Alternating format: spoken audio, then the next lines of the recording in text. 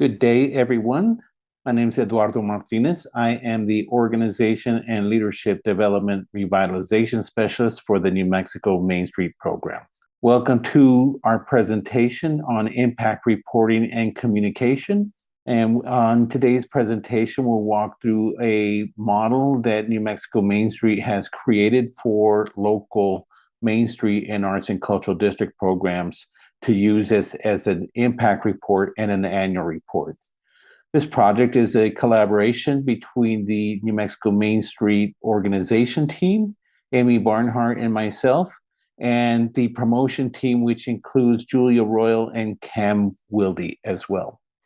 Many of you have been asking us over time for some assistance with preparing annual reports and impact reports and communicating the impact of your work to your local government partners, your stakeholders, and your communities as well. In the last 6 months, the promotion team and the organization team at New Mexico MainStreet has come together to work on a tool, a reporting tool, and it's really a template that's easily customized and modified for your use. And we're going to walk through some background information today and the details of how to use the tool and get your impact reports prepared for your reporting piece as well. One of the things I do want to say is that the impact reports has a really relevant to your work and your communication of your economic results and your mission. And we have found that a lot of organizations over time, this is one area when you're short-staffed and have many projects going on, that the communications piece is one of those things that tends to drop off. And so a little bit about a background of why you would have an impact or an annual report.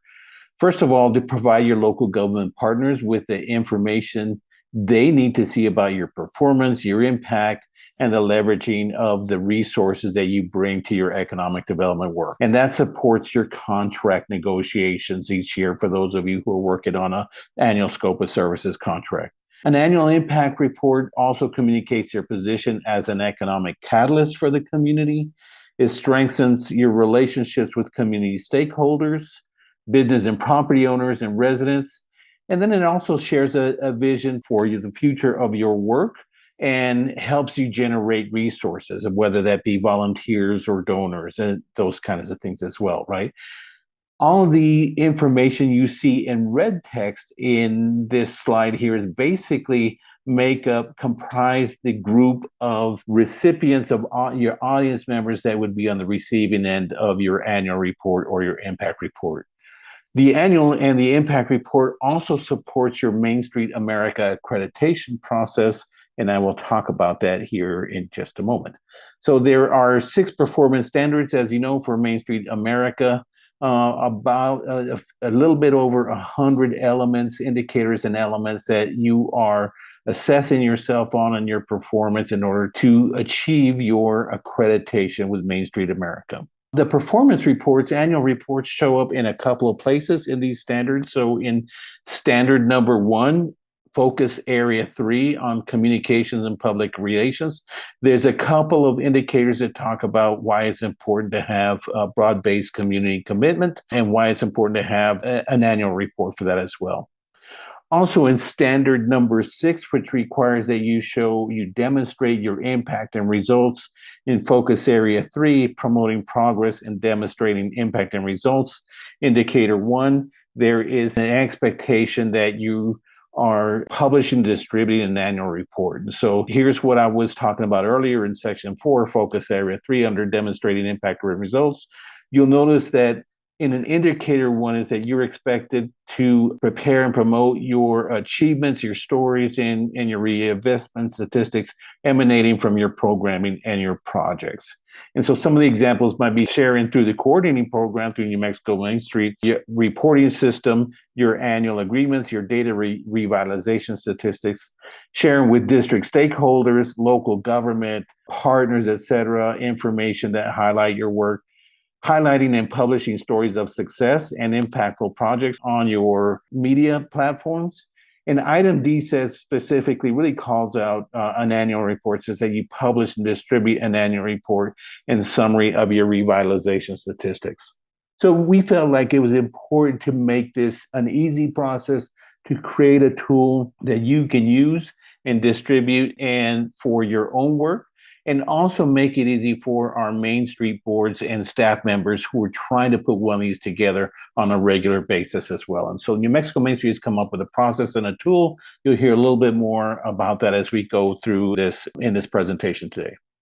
A little bit about the impact report. So we've actually have created, we're looking at an impact report as opposed to an annual report. Part of the reason why we tended to call this an impact report is that you may choose not to do one of these every year. You may choose to do this every couple of years, every other year, right? So we're referring to this tool and the product coming out of it as the impact report as well.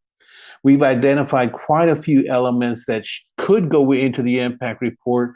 And I'm going to really cover at the start here sort of the minimum expected elements that should be in your impact report.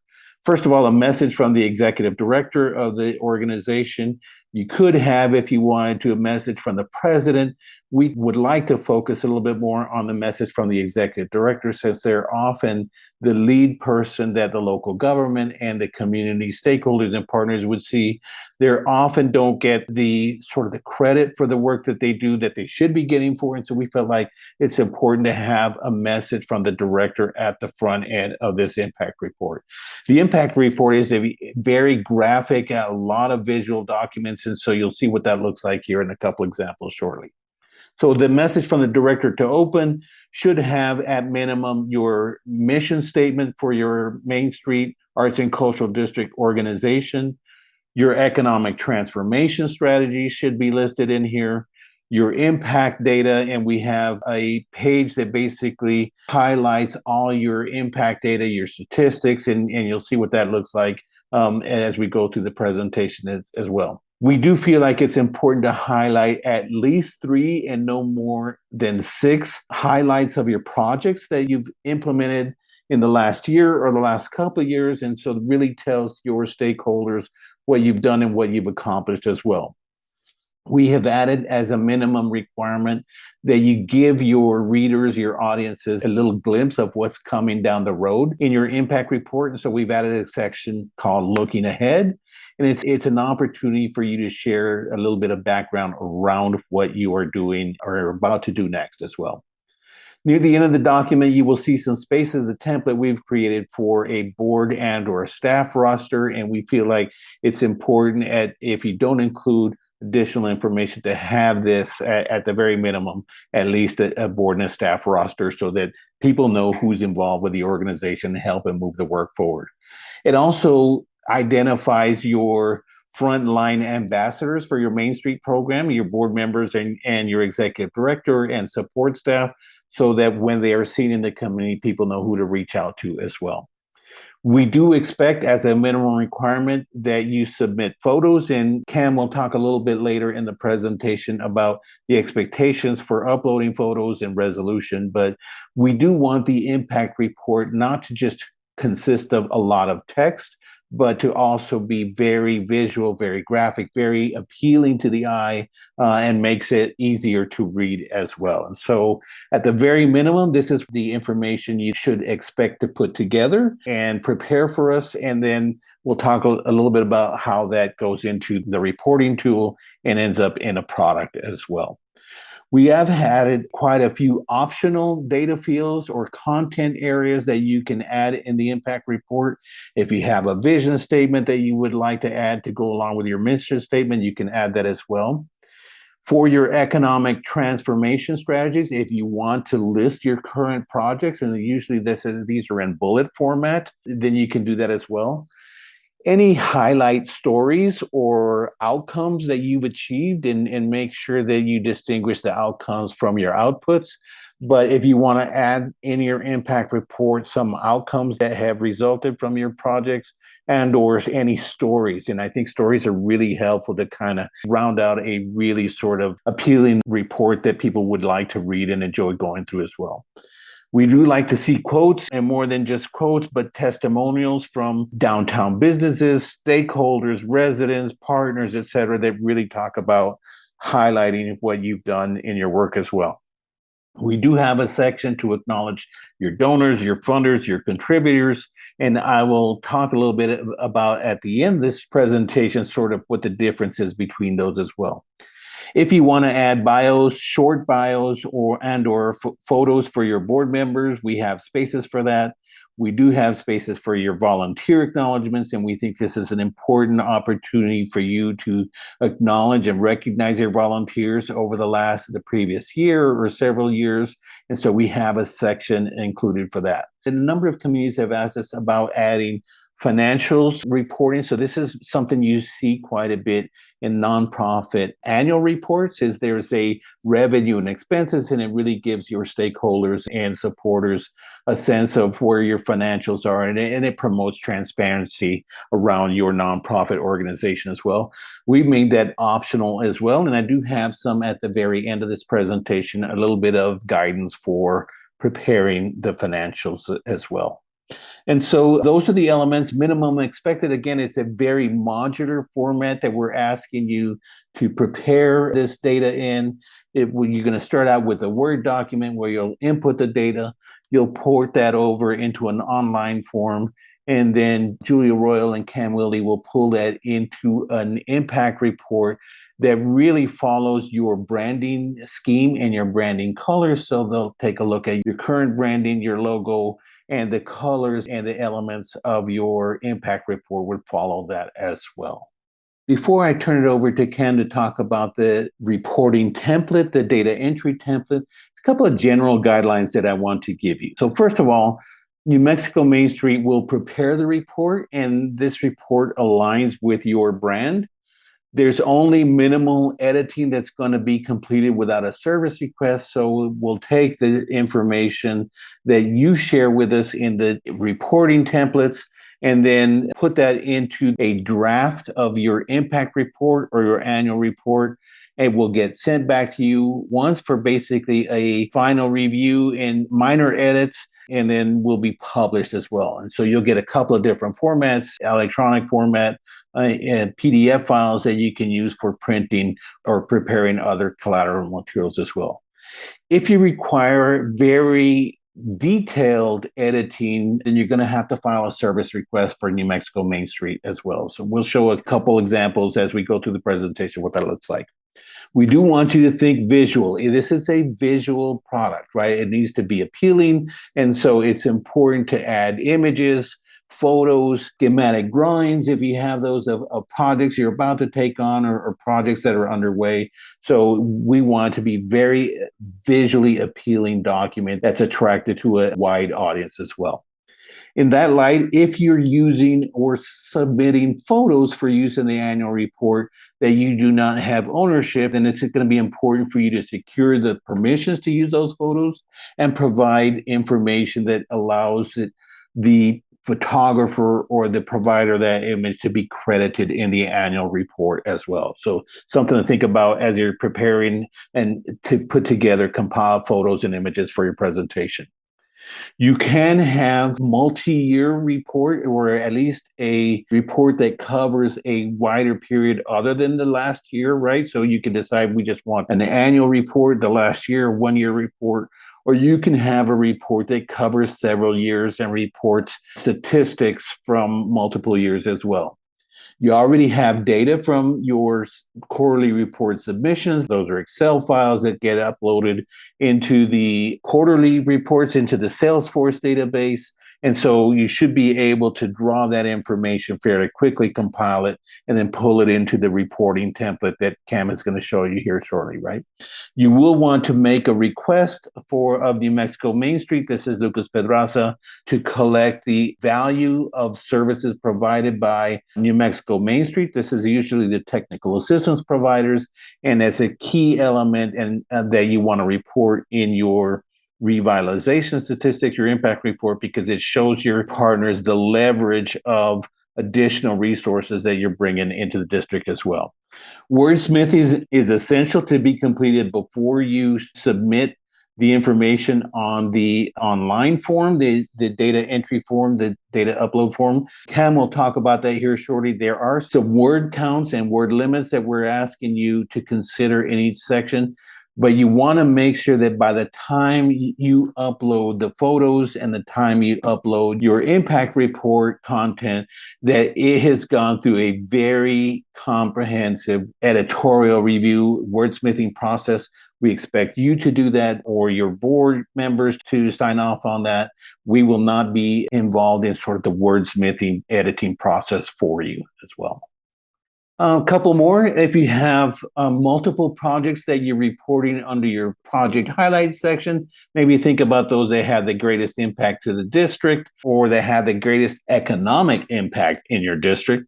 Those that maybe cross all 4 points, right? And it's also important to think about balancing those highly visible projects like placemaking projects, murals in public spaces, with those other projects that people need to know about, right? Maybe they don't know that you're involved in the streetscape or that you're the lead partner in implementing a business incubator as well, right? So think about if you have 7 or 8 projects, that you've been working on the last couple of years, then which are the ones that you want to really highlight and include in your impact report? Also helpful to include those that are completed, right? And say, hey, we got this done. And so we had an impact with this. You can talk about your projects that are coming up in the looking ahead section as well. And in that section, you really want to present a vision of what's coming, right? So that your audience knows, what support is needed, what resources are needed to generate some excitement. It really gives you a launch point to say, here's where we're going next, right? Here's what we've done, and now here's where we're going next. Important to recognize, I know we made some of these elements optional in the impact report, but I think it's critically important to recognize and acknowledge your partners, your donors, your contributors, and ideally your volunteers as well, right? It's good to pat yourself on the back a bit with this impact report, but when you're sharing sort of the success with others who help make those impacts happen, it goes a long way to helping them support you in future projects as well. If you're going to be including financial reporting, financial data for your nonprofit organization in your report, we're going to ask you to be clear and succinct when reporting that information. I'm asking you to reach out to me ahead of time before you start preparing that information in the online forms and submitting that so that we can talk a little bit about what that looks like in your impact report as well, right? And then it's one of the most important guidelines that I want to share about this piece is that it's important to partition this impact report from your other communications, right? And so this impact report should not be the be all end all for your communications on everything you're doing, right? So don't try and cram a lot of information in this report that really should be reserved for other communications. But you can use the information in the impact report to support or as an input in your other messages to stakeholders and constituents via social media, via your online reporting piece, your print documents, those kind of things, right? So again, make sure that the impact report covers the period you want it to cover, but it's focusing on the impact you've had and are having, and also gives your readers a sense of where you're going next as well. Should all your other communications, public relations, branding, marketing work is really reserved for other spaces as well. So with that, you have some general guidelines right now. I'm going to turn it over to Cam to talk a little bit about the reporting tool and what happens next. All right. Thanks, Eduardo. So with all that Eduardo threw at you right then, you might be asking yourself, so who's making this impact report? You guys or us? So the short answer is really both. This is very collaborative. Don't misunderstand. There's a significant amount of work required by you and or your board or whomever you recruit to help you with the actual content of your impact report. With that said, we've done our best to provide you with the tools and a submission process that makes it as easy as we can for you. So what you see here outlines the 3 major steps needed to receive your finished impact report. The first and second steps, which we'll outline here in a little bit, are basically the only 2 that you're responsible for. So once you've completed those, once you've filled out the Word document, the tool that we're providing, and then you transfer that same information to an online submission form, Julie and I will receive all that info in a really tight package that allows us to quickly extract and format your final report together. So once we have all that information, we're going to take that and make it into something. And we're going to use your existing organization's brand identity. So your colors, your fonts. And there's also included in the final product where you don't have to do anything extra. We have certain call to actions like call to volunteer and things like that. So you don't even have to provide some of that information and you'll just see it in the final product. As Eduardo pointed out earlier, to submit your content and ultimately receive your formatted and designed impact report, you don't have to initiate a service request. The trade-off is that we need to minimize questions, edits, re-edits, adjustments, changes, all that stuff between us and you.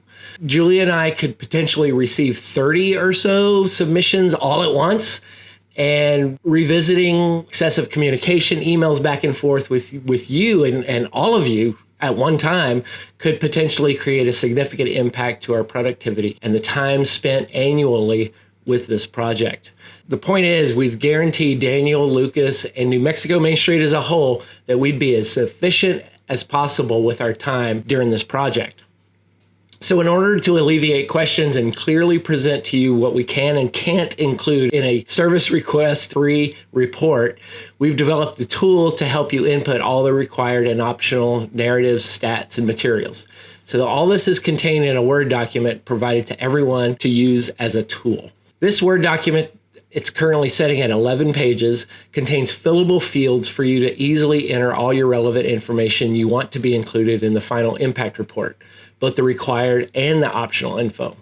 But really, this document, again, I keep saying tool, it is just that. It's a simple tool that you might want to use to reference projects for a press release or any other kind of communications you initiate on your own outside of this report. In other words, yeah, you should use this to help you gather and outline information specifically for the impact report, but you can use it for all kinds of other things as well, just for your own helpful information gathering type of tool.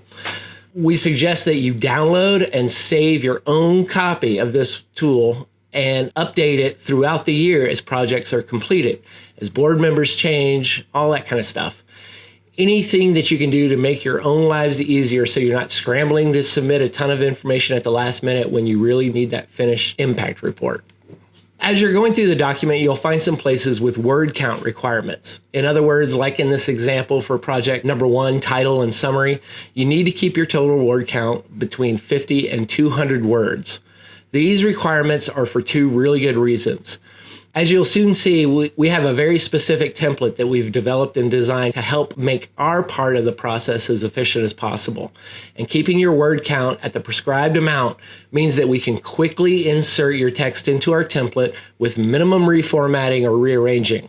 And then the second thing is, simply put, if you write too much, then you run a real risk of your audience, those that are reading this final report, to quickly tune out and not pay much attention to your report at all. We don't want to bore your audience with too much detailed or insignificant information. You should be able to describe your projects, outcomes, future work, and areas of interest like those in as few words as possible. So also, the Word document contains short prompts like this camera icon you see on the screen that remind you that you'll need to gather relevant photos for various sections. The photos aren't meant to be inserted into the Word document. These are just notes for you to have them at the ready to submit when you jump into the next step of the process. It might be a good idea to have a folder on your computer, on your device, where you can quickly go to that folder whenever you get ready to do the impact report and just have those photos at the ready. Yeah, and you can totally use that folder to just, after you have an event or something and there's some really cool photos that were taken, drop copies in there and mentally check that box off in your head, like, okay, these are going to be for the impact report at the end of the year or in 6 months or next month or whatever that may be. On to the next step. That leads us up to this part. It might sound a little awkward, but you've typed out all this information. It's in your Word document. It's all ready to go. You've proofed it. You proofed it again. You had a board member proof it. Everything's good with it. And now we're going to want you to copy and paste all that information into this online submission form. Now, we all should be used to this because this is how a lot of grants work. Online grants, they have the word counts, they have the fields that you fill in. You can't save them, things like that. So generally, we're all experienced at typing something up in a Word document or in some kind of text, software, and then copying and pasting into a online document. So this is no different. The main reason we do this is so you have a tool to work off of throughout the year, this Word document, and B, this job form is where you're also going to submit your pictures. And it's just kind of this one-stop shop, so we're not getting 40 emails from you for this one report. Everything that goes into the report can go into this job form. And we hate for you to sit down in front of this online form and spend 5 hours trying to type this out. You have it in the Word document, it's at the ready. So, just spend that 15 minutes or whatever, or less, just to copy it all and paste it into the job form, and you're good to go. We're using JotForm not because of any brand loyalty or anything like that. We searched a lot of different online forms, Google Forms, tons of them, SurveyMonkey, things like that. But we found that JotForm has the most efficient photo or file drop-in delivery to us. So it integrates with stuff that we have already. It's free. So yeah, we went with this JotForm. So yeah, this is just exactly what I was just talking about. The whole thing is relatively self-explanatory. It's in the same order as the Word document. So you should be able to scroll, if you have two windows open, you should be able to scroll both of them equally, and everything just kind of moves over to from one to the other. But then, on the Word document where you have that camera icon to say, prepare these 5 photos or prepare these 2 photos or whatever that may be. Well, this is where you're actually going to drop them in. When you do project 1 title and summary, you copy and paste that info from your Word document over into that field at the top here. And then where it said in the Word document to have your photos at the ready, well, you drop them right here in this browse files window, and we will get them. So when you're done with all those entries, the photo uploads, everything's ready to go, and you're sure this is it, there's a big submit button at the end of the form, and you'll shoot it to us. And then the magic happens. On your end, it's just sitting on your tush for a week or 2 or however, we'll give you a heads up how long it'll take if we're swamped. If not, probably within a week or so, you'll get it if you don't hear anything from us. Here's a quick look at actually, this isn't the final one, but it's pretty close, of the impact report template that we're using, just to kind of give you a general idea of kind of the framework of how this thing will look. As you can see, there are pages formatted differently, throughout, that'll look great in print. But at the same time, they're formatted in such a way that a page could be printed individually and used as a standalone flyer or a small poster or anything like that. This is to really give you a look at how the content you provide really dictates which parts of the template we're going to use. For example, on the left, you have an example. If you guys submit 4 or 5 photos for a project and you have 200 words, including the title, of describing that project, we would probably go with this module, so to speak, on the left. However, if you provide 75 words and 1 photo, then we would go with this. It says Vert quarter page project. That's Vert for vertical quarter page project. We would use that module to insert that information. And if you submit up to 200 words, between 150 and 200 words, and you don't have any pictures for a particular project, which may very well happen, then we'll use that quarter page no pic module to insert the information. And this is something that you don't have to think about at all. It's just we are basing the layout on what you submit. Yeah, exactly. Yeah. Don't worry about this. Don't save this page. This is, there's so many different options of how your pages may look. We want to emphasize that's not your problem, type of thing. So let us worry about that. You provide the content. We'll get the design down for you. So here's an example from Tucumcari, one of the pilot projects for this whole thing. On the left, Connie submitted, probably not 200 words, but she had some really great big pictures to highlight this Tucumcari Railroad Museum project. And so we popped those in. We wanted to dedicate a full page to this. And so even though it was less than 200 words, we plugged it in, had some space at the bottom that we felt like would make a really good spot for a testimonial from, one of our stakeholders, shareholders. And so we thought that was a really fantastic place to plug that in, because you will have the opportunity to submit testimonies. We don't really have a testimonies page. We find good spots to put them in. So, and this is a great example of that. But then for Tucumcari Ford, she had one photo and just very little text. So we went with this layout on the right. Great blocks, same thing. She had a little bit of text on there and a couple of really great photos. So there's some latitude to how we do things on our end to make it work best for your report. But we have that template to really give us a good start. And just using those quotes again on this page too to kind of fill it out where it may be lacking. Exactly. Again, we keep stomping our feet on it. Word counts are important. One really quick note to kind of back up to that Word document. You don't have any in-software limitations for your word count. You can type in there 1,000 words and it's not going to stop you. Unfortunately, Word doesn't really have that function. You can limit things by character count, but not word count. And so we just kind of left it open. But the important thing is for you on your own volition is highlight the text that you're typing out. Make sure that the word count is within our parameters. If you don't know how to do that, you likely have a board member or a friend that does know how to do that. It's very, very simple. Again, remember that it's not just so it fits nicely in this template. That is a big part of it, but it's also for your audience. They don't want to look at walls of text in this report. This is a visual impact report. It needs to have impact. And so sometimes having fewer words describing a project or describing, an initiative that you have going on has a bigger impact.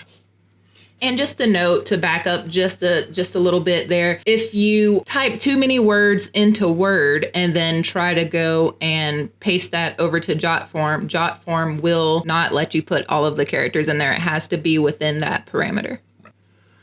So again, you play a part in determining the visual impact. If the more relevant content you provide, the more engaging your report will be. On the right, we have, just to highlight this, you have board members. If you provide pictures and short little bios that are just about 20 words or so, you get what's on the top line of this.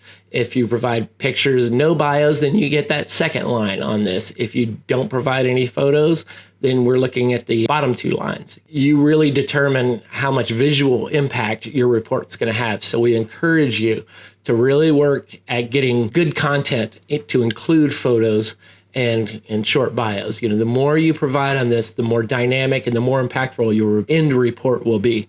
Yeah, if you have to round up board members at the end of a meeting to get photos, I would say it's worth it. Absolutely.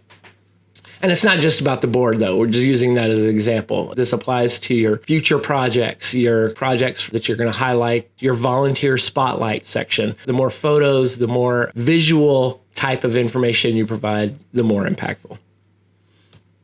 Logos, colors, how do we determine all that stuff? And the fonts, you might be asking, well, how do you know what to use to go into your final report? So the first thing we're going to look at is your current logo. And if hopefully you have a style guide. If you're unfamiliar with what a style guide is, it's just this visual branding tool that outlines your logo, your colors to use down to the specific color codes, what fonts to use, in your communications, things like that. This is one that we did for Gallup MainStreet. On the previous page, you saw a little hint of what we did with Taos. If you have that stuff, great. We're going to go straight off of that because that's already been established, approved, etc. If you don't have this stuff, well, one, put in a service request and get this stuff. You don't even have to have a significant logo change to get this kind of stuff from us. This is what we do, this visual branding type of stuff. You can put in a service request, get it done. You have it. You have it for all your communications in the future. It's a great great tool to have, especially when you're working with groups of people. You say, yeah, you can totally design that Instagram flyer or whatever it may be in Canva, but here's the guidelines. Follow these, please, just for that brand consistency. But if, for whatever reason, you don't have a style guide, you don't have time to deal with the whole branding thing, deal with us or whatever, that's okay. Our go-to is we would go to your website and basically emulate the style of your website using the same colors that are on your website, using the same fonts that you're using on your website, because we assume that you're happy with that, or at least for now, you're happy enough with it to where your impact report can match that. And, that provides you a little bit of brand consistency. So later, if you decide to change everything, great, change it, that's fine. And then your future impact reports will reflect that. So what do you get in the end? What you're getting, what you're not getting when all is said and done. After you submit everything, after we work our magic, basically what we will provide to you is an 8.5 by 11 print ready professional or office printing PDF. So you can expect it to be between 8 and 20 pages. It'll always be in a multiple of 4. And the reason that is because if you get a booklet printed and saddle stitched, which is a fancy way of saying stapled on the binding on the middle, the printing process basically requires that you have a multiple of 4. It's just the way the pages are actually put together physically. So you're always going to have a multiple of 4, between 8 and 20 pages.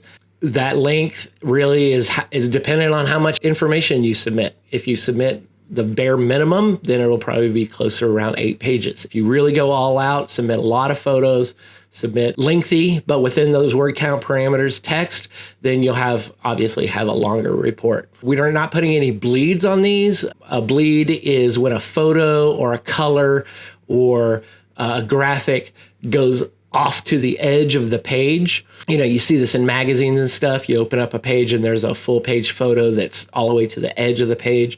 Well, a bleed is just a term used for that technique. We don't do that because most of your office printers won't print full bleeds. Some of your more inexpensive printing, and even some printers, won't print full bleed unless they push it up to their big, awesome printer, and it's going to cost you more. It'll still look great, but it gives you the latitude to do cheap printing or expensive printing or whatever. And it's totally great either way. It's in a CMYK color space. All you should know is printers like that, and it'll print well. And so you get two PDF files, basically the same document. So what you see here on the left is, again, Tucum carries a pilot program example. On the left is the single page layout in a PDF. On the right is they got it displayed as spreads. So the cover is by itself, but then it kind of simulates as if the book was open and you're flipping through it. So it's 2 pages side by side all the way up until the last page. So yeah, that could be used for online display. You might come up with some other creative use for this style of layout. The impact report is not just a booklet. You can use single pages, multiple pages for a flyer, a poster. We were talking about that spreads version. You can post that on your website, on social media, send in emails. You can also extract certain pages, you pick which pages you want into separate documents. So if you just want a document that shows your projects, you can kind of pick those pages out and make that into its own file. There may be certain fundraising material that you only want to include 1 or 2 pages out of this. So you could extract that out or print it and just pull those pages and include it with fundraising materials or anything else. Display them at events just in singular pages rather than a whole printed book that may cost you a lot of money. Connie had a really great idea, and she printed out a few pages, very large, like 16 by 24. Yeah, 16 inches by 24 inches. And then she laminated them. So she has these posters of individual pages that she's able to hang up in her office. When she's out and about with some type of booth, she can hang those up and give people a glance at statistics or projects. Here's a kind of a list of what we can't deliver to you after you submit your form through that job form. We're not going to proofread it. I'm sorry. We're just not going to do it. It's one, we're not very good proofreaders. Spell checking is a nightmare a little bit with this kind of stuff, especially when you're talking about titles and phrases or business names or program names in your own community that we may not know how to spell, or we may not know needs a dash here or things like that. In order to avoid a lot of editing, a lot of back and forth, we ask that you proof the heck out of this yourself. We're not going to rewrite things. We're not going to make extensive design edits. You're seeing what you're going to get. So that's what you're going to get.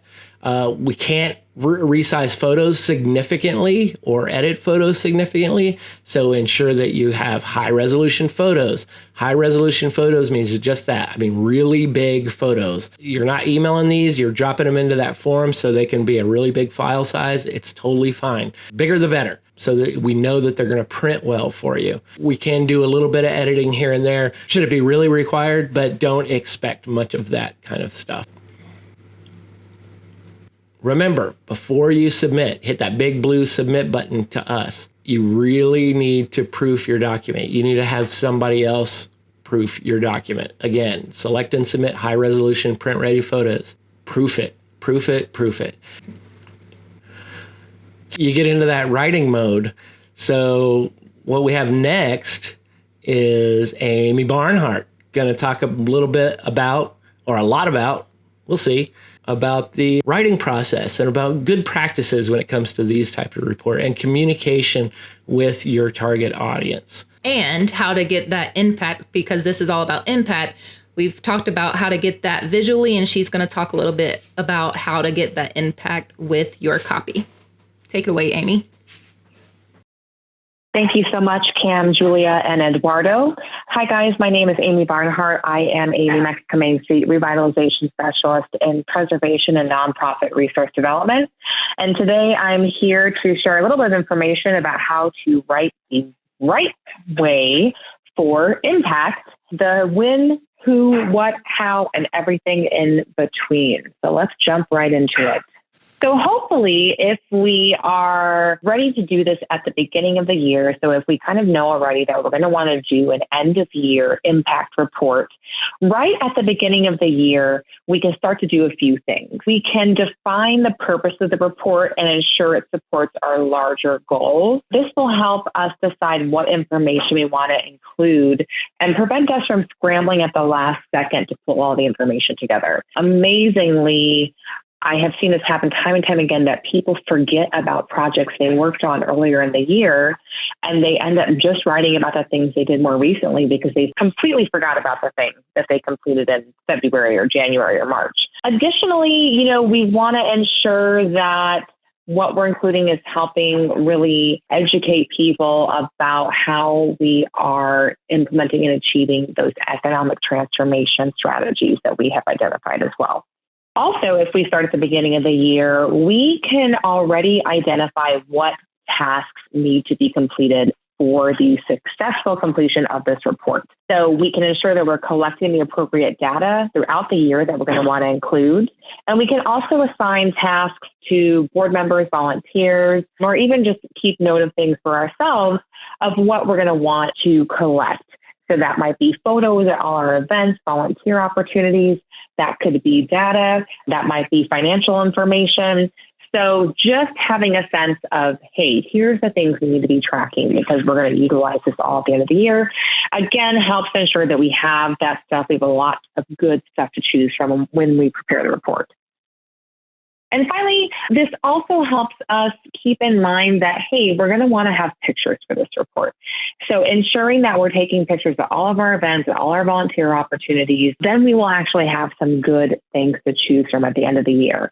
Organizing them throughout the year will help you out as well. I can't tell you how much I want to kick myself when I do that end of the year family calendar for my mom, and I have to go back through 12 months worth of photos. So organizing them as you go will be a huge help. And then also make sure you're capturing photos of people who are enjoying the district, participating in your activities. It's really easy to end up with a bunch of pictures of buildings or parks or different projects we've implemented. It's harder to remember to get those photos of people. Make sure the focus is on your supporters and not all about you. That might seem counterintuitive because this is an impact report about your organization, but we do want to make sure we're appealing to our readers and their interests so that we get them to continue to read this report and want to continue to engage with our organization.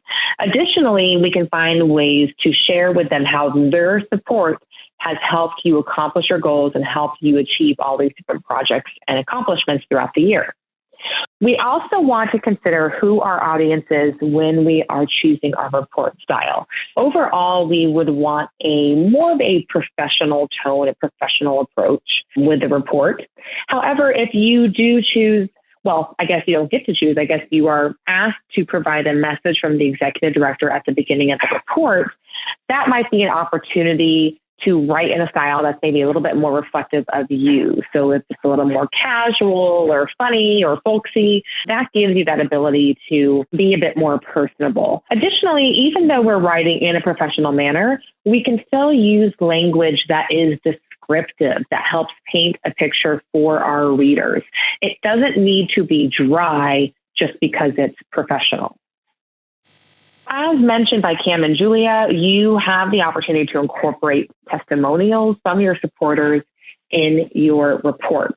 And so when we're doing that, we want to make sure we have compelling testimonials, not just, hey, Shelbyville Main Street rocks. How about something that really helps describe what it was that you did for that business?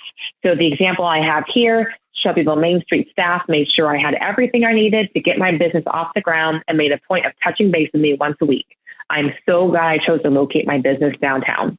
Not only do we get a sense of the personal interaction, the care that you provided to this business owner, but also we get to hear from them what a great move that was for them to locate in the district. Additionally, we want to focus on our accomplishments, not our activities. It's really easy to just start listing out different things we did, but without actually conveying any sense of what resulted from them. And why we chose to spend our time this way. If you do a holiday event, share the results, share the impacts, describe what that's like and why you're actually doing that event. In this example here, on the left, it's just kind of stating, yes, we did these two events. We do the Growers Market and we do the Fall Festival, which attracts a lot of people. But that doesn't tell us anything about what happened at those events, why we do those events, what the real results were beyond just pulling people downtown. So on the right, and I'm not going to read through this whole long thing here, but we have about, I think it's 3 or 4 sentences that provide a lot more detail about the Downtown Growers Market, from how many market days, the month it took place, how many total attendees you had, plus what was available there. We help paint a picture for our reader about what they could experience if they go to the market. Fresh local produce, handmade crafts, live music, breakfast burritos, locally roasted coffee, freshly baked goods. We can start to create this picture for them where they can kind of see what was happening there. Additionally, we include a lot of different stats. So we're talking about how many vendors we had, whether or not maybe we had an increase. If you didn't have an increase, you don't have to mention that. You can just share, here's how many vendors we had. Again, you can just share, here's what our vendor sales were overall. If you had a decrease, you don't necessarily have to point that out. In this example, this organization experienced an increase, so we highlighted that.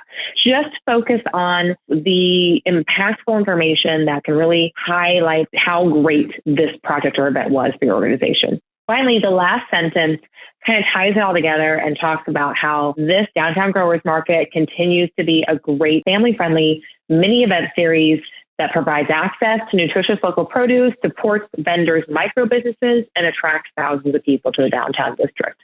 So in 3 sentences, I was able to deliver a lot of information, much more impactful, much more interesting, much more useful than just telling them that you held a Downtown Growers Market. And no need to include administrative minutia in your report.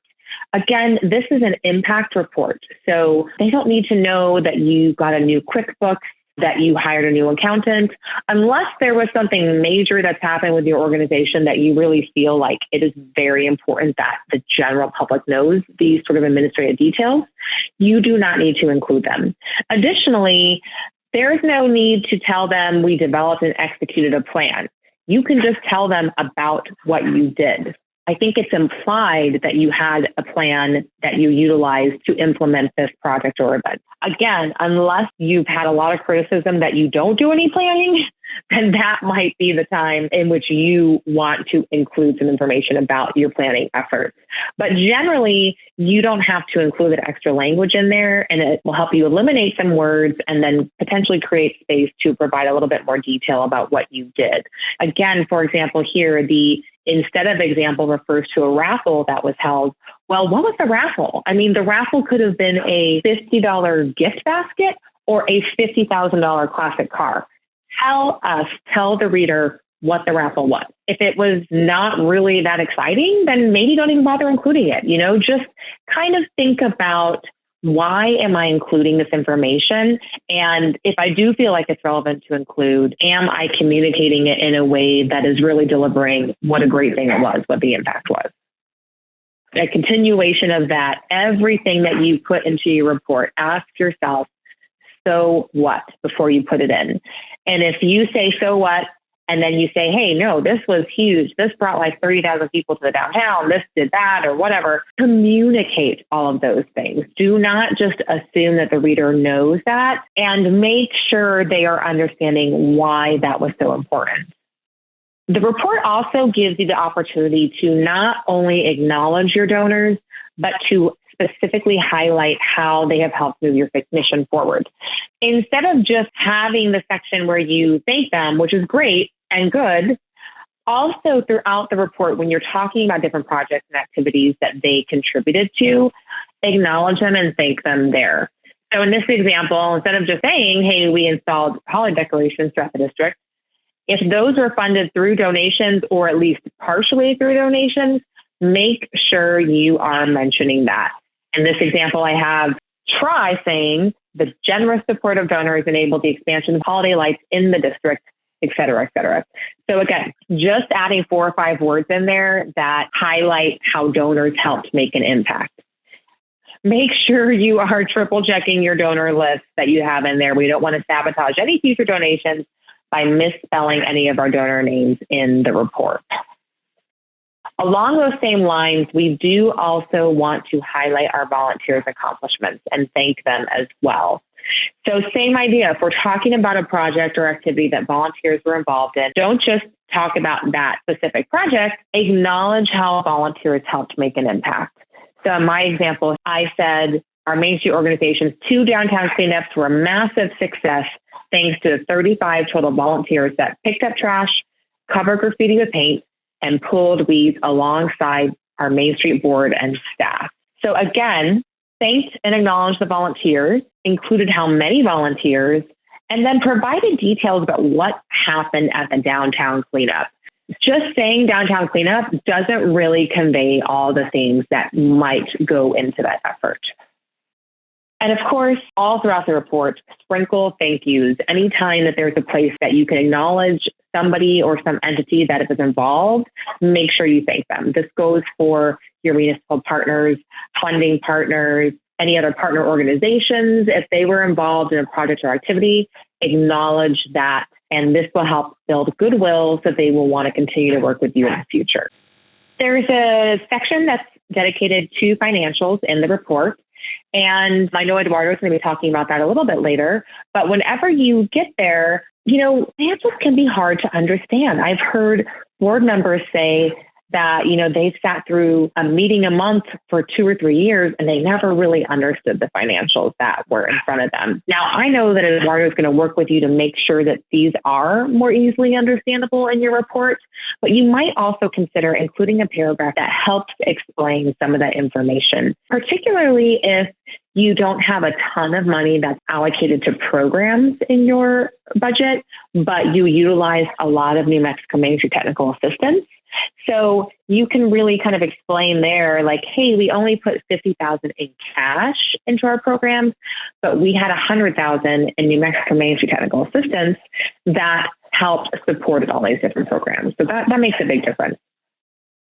You also have the opportunity in the report to highlight your future plans and goals and give a little sneak peek of what you have coming up in the next year. Instead of just providing a kind of a bland list of things, use more active language, get more specific.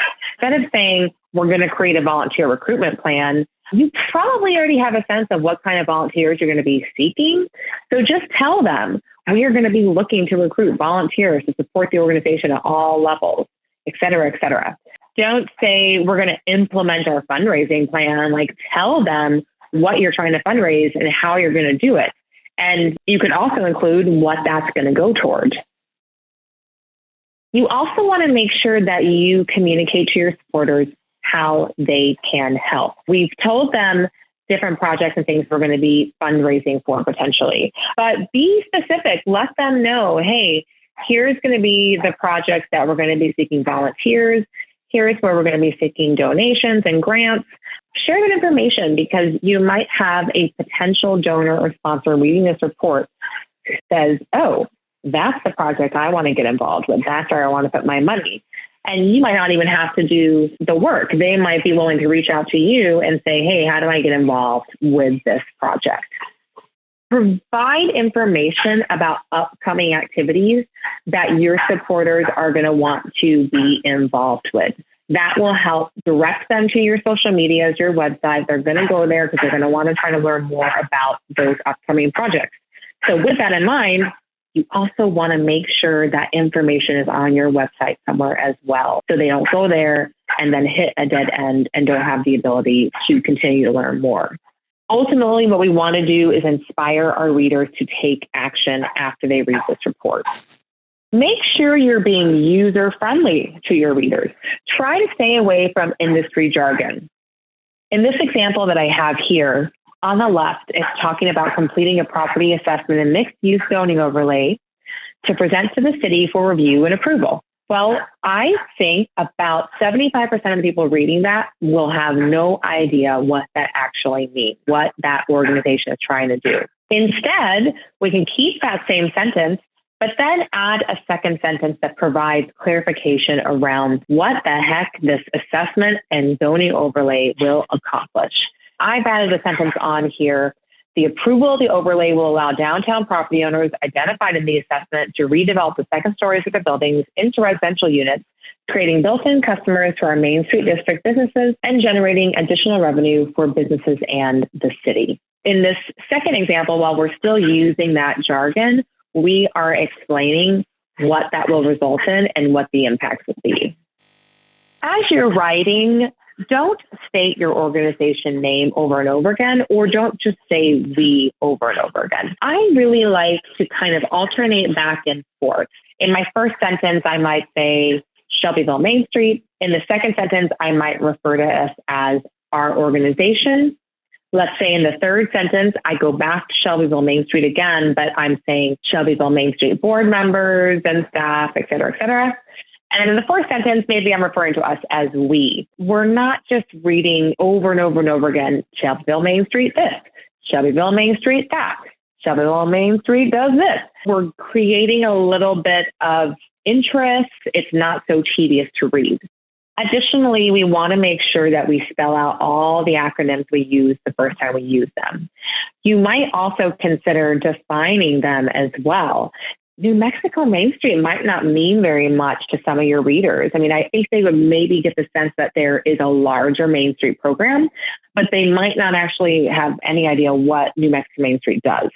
So if you're referring to New Mexico Main Street, you might say New Mexico Main Street, the state coordinating program that provides resources and technical assistance to our program, does blah, blah, blah, whatever it is, but provide a little bit of context around it. Same thing for the economic transformation strategies and the metropolitan redevelopment area. A lot of people are not going to know what those mean. So it's helpful to provide just a few words defining those for your readers.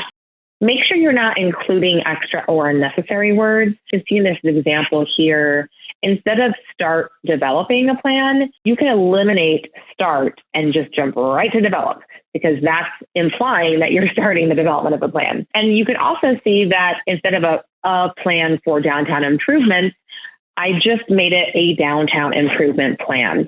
So that cut out a lot of extra words, makes it easier on your reader. And again, if you're having trouble staying within some of those word counts, that will really help you out. We also want to make sure we're using active voice instead of passive voice. The way an active voice sentence is built is there's an actor, a verb, and a target. Basically, the actor is acting on the target. A passive voice sentence reverses that formula. Let's look at the two examples here. So the active example, participating businesses built e-commerce websites to sell their goods. So participating businesses are the actor. They are acting on the e-commerce website. If we flip that and we word it as e-commerce websites were built by participating businesses to sell their goods, that is flipping the order, putting it into passive form. And, you can still get the gist of it, but it takes you a little bit more time to figure it out. And your brain has to basically flip the order of the words so you can figure out, oh, who built those websites? Oh, yeah, that's right. Or what did the participating businesses build? Okay, the e-commerce website. Whereas in the active example, everything flows in order. The actor, the participating businesses who acted on the e-commerce websites. Another example would be the COVID-19 pandemic significantly impacted the downtown district, which is an active example. Passive voice example would be the downtown district was significantly impacted by the COVID-19 pandemic. Now, I don't mind that passive example. I actually still think that sounds pretty good. But what sometimes can happen is sometimes people will write in passive voice and they will leave the actor off. So if the sentence is in passive voice and you don't include the actor, what we end up with is the downtown district was significantly impacted. Now, that might be okay if that's at the end of a paragraph all about the impacts of COVID-19. But if we start editing some of the language, we have to remove a sentence to try to fit into the word count. We change things quite a bit. Suddenly, before we realize it, we are no longer getting across what impacted the downtown district. So then your reader is going to say, wait, the what? They're going to try to go back through that paragraph, try to figure out what it was that impacted your district. Was it Godzilla? Was it a meteor? I don't know. So do yourself a favor, try to use active voice most of the time, use passive voice sparingly. Some of the advantages, as I mentioned, are most readers mentally convert passive voice to active voice, so they have to spend more time processing. It muddles your ideas and indirectly reports the action. And as I just mentioned, if you omit the actor, it forces the reader to guess the actor's identity. And active voice is generally shorter. So again, we're not forcing our readers to read a bunch of gobbledygook, extra words. We're better able to fit into those word counts. It's just going to be a much cleaner way of writing. So you might be wondering, do we really need to talk about how we use I or me, us or we? And I have to say, I have read some writing samples from some folks, and they get these mixed up. So I thought it was worthwhile to mention it, something to touch on. Hopefully you take a little something away from this. I think generally, if we're just using I or me in just the one object in a sentence, we can figure out which one we're supposed to be using. Where it gets complicated is when we're using it with an extra object. In this example here, they're saying, okay, is the correct language, would you explain that to John and I? And I think right off the top of your head, that sounds pretty good. It's kind of hard to tell if that's correct or not. But then if you remove that extra object and you say, would you explain that to I? Pretty clear that that's not correct and that it should be me, which then translates to the sentence should be, would you explain that to John and me? Now, you're probably not going to be using a lot of I and me in your impact report, but you probably will be using at least the word we, perhaps the word us as well. And so to understand which of those to use, it's helpful to know when you should use I or me. If we're trying to figure out we or us, and please keep in mind that I and we are the two that are connected, and me and us are the two that are the same as well. In this example, the sentence is, our mothers and us are going shopping. Okay, doesn't really sound great, but I'm not really sure if it should be us or we there. So then we can change us to singular. So we know that us should be me. So let's try saying my mother and me are going shopping. No, that really doesn't sound right. How about my mother and I are going shopping? Oh, yes, that definitely sounds right. So therefore, our mothers and we are going shopping is the correct way to state that sentence, even though it does sound a little bit odd. I know it does. If that is still confusing to you, you can eliminate everything but the pronoun and the verb. So now that takes the sentence all the way down to us are going shopping? No, definitely not. We are going shopping? Yes, 100%. That is how that sentence should be said. Ipso facto, our mothers and we are going shopping is correct. As you're going through your report and you're alternating the use of our organization and we and Shelbyville MainStreet, whatever it is, keep that in mind. There might be some instances in which you are talking about your organization working with another one. So that's when you're going to want to make sure, are we using us and we correctly in this sentence? And finally, we want to consider a little bit about numbers as well as dates and addresses, when we should spell out, when we should abbreviate, when we use numbers. And if you're using numbers 1 through 9, you should always spell those out. For numbers 10 and up, use the numbers themselves. The exception to that is if you are starting a sentence with a number. So in this example, if we were starting 40 businesses this year, we would spell out 40. However, if we are starting a sentence with a year, we're going to use the number version of that. So 2022, as you can see in this example here. When it comes to dates, times, and addresses, we want to be aware of some potential mishaps we can hit there as well. So if we're referring to a month, you're going to want to always spell it out. The only time I would abbreviate it is if you're saying, let's say this example here, August 5th, 2022, you could abbreviate August in that example. But if we're just referring to the month of August, it should be spelled out.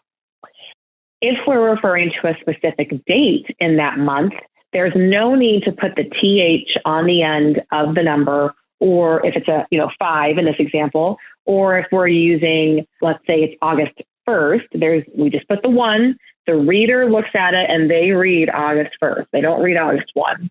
So there's no need to put that ST on the end. Similarly, if we are including a time and it's a time at the top of the hour, like 10 o'clock, we don't need to put the 00 for the minutes. It is implied that it is right at the top of the hour at 10 o'clock. Don't put those zeros in there. Those always make me crazy. I always have to delete them out if I'm helping somebody edit. And then if we're referring to a specific street, spell out avenue, boulevard, street, whatever it is. So the full name should be spelled out. The only time you would want to abbreviate avenue, like this example, is if you were using the full street address. 123 West Santa Fe Avenue. West and Santa Fe should either both be abbreviated or both spelled out. Do not abbreviate one and not the other. That brings me to the end of all my helpful hints and tips for writing. And if you have any questions about any of this, please do not hesitate to reach out to me. And I hope this was useful and enjoy the rest of the presentation. Thank you, Amy, for that great overview on the wordsmithing and all the considerations you need to think about when writing your report. A few other areas I'd like to cover before we close out this presentation. First of all, you've seen some examples of the reports that have been put out, the ETSs and your strategies and your projects list, right?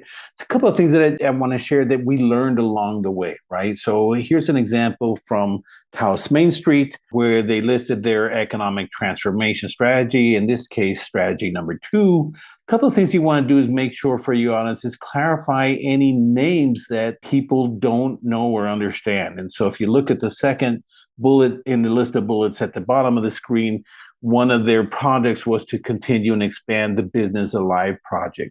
Well, just adding a little bit more to this sentence might clarify to your readers what that is, right? So the Business Alive, you might have rewritten this by saying, continue and expand the Business Alive project, an economic development initiative that provided grants to downtown businesses and or other incentives to achieve the work, right? So you don't want to make it a really long sentence because we're keeping it in bullet format, but anywhere where there's a name of a project or an initiative that you have in your strategies and your project highlights that the audience might not recognize or understand, you might want to talk about that as well. And then second, as well, as you're moving through the content, you don't want to make it so long that people just kind of zone out when they're going to the presentation as well. So you'll notice the second to the bottom bullet where it says, implement 1 to 3 events, activities annually that bring people to district businesses.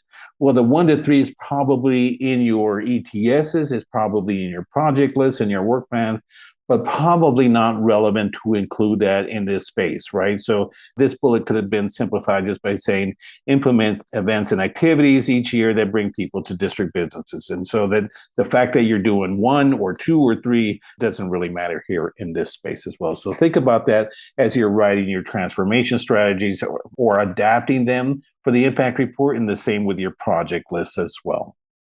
A little bit about the impact data that we have in there. So here you'll see 2 examples from Tucumcari MainStreet and the Taos MainStreet reports. They were the 2 that we piloted this process with. You'll notice that they have different data and they're reporting different data for their impact report. And so Connie in Tucumcari wanted to highlight some different information than Charles did in Taos. And a couple of things about this one is that you will see at the very top, in the banner at the very top for Tucumcari, it says at a glance, our 2021-2022 impact report. Whereas Taos, it just says, at a glance, our impact. So the at a glance data your impact report could cover a couple of years, or maybe just this table in your impact report, this graphic look at your data could cover a couple of different years, right? So when you look at your revitalization statistics and you feel like, oh, because we finished a big capital outlay project 2 years ago, we never reported on it. And so we just look at last year, then we're missing some key public or private investment in our at a glance section of our impact report, right? So when you think about compiling the data for the at a glance section, the at a glance page, then think about, what years you want to compile that for and what data you really want to present as well. Really good example of how this was used beyond the impact report. Connie in Tucumcari has actually reprinted the at a glance page from her impact report, enlarged it, and she uses that in presentations or when she has a booth at a downtown event, right? So they has her transformation strategies, her mission and vision information, and then her impact as well, right? And so those 3 were actually enlarged. They were laminated, and it allowed Connie to move around the district and present key information wherever she might be at an event or a presentation as well. So the period of data coverage is something that you can work with and work with us with how you want to report that as well. Second, you'll notice that the 2 communities that we piloted this project with, they had a very different look in their looking ahead section, right? And so you will notice that Connie was able to provide some architectural renderings of what their downtown Great Blocks project will look like when it's finished, right? There was a listing of the future projects, and then there was a very nice looking testimonial from Brenda Bishop, the health council partner that they were working with as well. And so testimonials kind of help break up the content. A listing in Connie's report, you'll see on the left of future projects in bullet format. On the right side of the screen, you'll see the Taos Main Street Looking Ahead section, which actually partitions some of their projects into the physical improvement space and the economic revitalization space. Again, these are bullet lists as well. But then where we didn't have a whole lot of information, here's where a nice image of the downtown district was really helpful as well. And so this is where when you provide photos, Julia and Cam will look at where's the best place to insert these photos, especially if they want to take up some real estate on the page of your impacted report as well.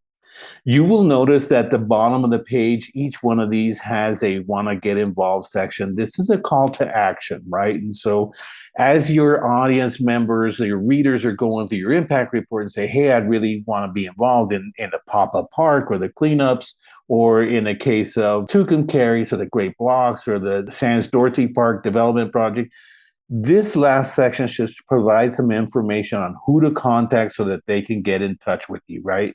You don't need to list all the things where a volunteer can be involved, but you just want to make sure that there's a call to action here so that they know who to get a hold of in the process as well, right? A couple of things that I want to talk about if you're going to acknowledge your partners, your donors, your contributors, your volunteers, right? So in the impact report, there are different sections for that. And you might be wondering, what's the difference between a partner, a donor, or a contributor? So I want to make sure I clarify this, right? Your partners should be a listing, if you're going to include this in your annual report, a listing of those who with you have either formal or long-standing engagements to collaborate on your projects. First of all, your local government partner, right? Their logo, the city, the town, the county logos should be included in this section as well, right? So partners are foundations, agencies, or institutions that are providing funds, goods, or services, including in-kind supports to help you move your projects. And again, you either have a long-standing engagement with them or a formal agreement as well. The next one is the funders and sponsors, right? And so funders and sponsors are corporations, agencies, and institutions that are providing grants, funding, goods, event, and project sponsorships or services greater than $2,500, right? So if you have a large list, as you see in this case for the Tucumcari one example, usually the funders and sponsors are those that provided support as a result of you applying for funding or some assistance as well, right? And generally over $2,500. So there's a listing here. You can use logos if you want for these groups, but ideally, if you have quite a few of these, you're probably not going to have logos for all of them. So best just to list the donors and sponsors, funders and sponsors in this section. And then the last one is your donors and contributors, right? So donors and contributors, we're basically saying are individuals or businesses that have donated cash, goods, professional services, or support for your operations or projects, generally less than $2,500, right? And so if you have a tiered program like Lovington Main Street has a gold, silver, and bronze partnership program, you can list them by tiers, right? Or you can just list the names of your donors and contributors. And again, so you'll see this list for Taos that shows the names of individuals, it has the names of businesses, it has the names of institutions that have all provided some support less than $2,500 as well. So I just really want to make sure that you feel like you understand the difference between partners and funders and sponsors and donors and contributors. While you might have solicited these individuals, you're not necessarily going through an application process to get money from your donors and contributors as well. And then finally, the last thing I want to talk about is the financial section. And you'll see an example here of a potential differences in how you might report your financials. You are on one or two person operations, not big nonprofit organizations. You don't have the same financial say as a foundation would have. And so how you report that is important. So here's an example that shows, revenues on the left side and on the right side of the slide, amounting to $111,000. However, it's important to think about how you partition your expenses. And so the example on the left shows general and administrative costs, which is basically the executive director and a support staff. amounting to almost $93,000 and 11,000, almost 12,000 allocated to programs. And it's a little bit of a misleading sort of data because the staffers, the executive director and the support staff, most of their work was being allocated to the implementation of projects. It wasn't really just an administrative cost, right? So these are examples from Taos MainStreet. I talked to Charles. We really spent some time working through their expense line items and breaking some of that information up, right? So what we're recommending is that you work with me and or Amy Barnhart on your financial reporting before you upload your information to the financial reports, to the templates. So this is pre-edited before it goes into the reporting forms. And then Julia and Cam can just pull those into the correct modules as well. But what you'll see is on the right side in the expense section is that the staff time allocated to administration now, instead of giving an indication that it's $92,000, almost 90% of the total revenues or expenses, that only $31,000 was allocated to administration, right? So now it's less than 30%. And then most of that was allocated to direct programs and services, $46,000 you'll see here. And then there were other direct program expenses. These are the areas, if you're going to use financials in your impact reporting, please contact myself or Amy ahead of time, and we'll help you get this data ready to go so that when you're ready to upload that in the reporting piece, then you have that cleared up and it doesn't have to go through a secondary or tertiary editing process as well. That's all we have for you. We hope that you use the template that we're creating for you. We're looking forward to seeing your products get out in the field. I want to thank my colleagues, Cam and Julia and Amy, who helped with the presentation and, more importantly, helped us put the tool together so that we can provide this as a service to you in New Mexico MainStreet. If you have any questions for us, please don't hesitate to contact us. Our contact information is at the bottom of this slide, and we look forward to working with you in the future. And thank you and good luck, and we will talk to you soon.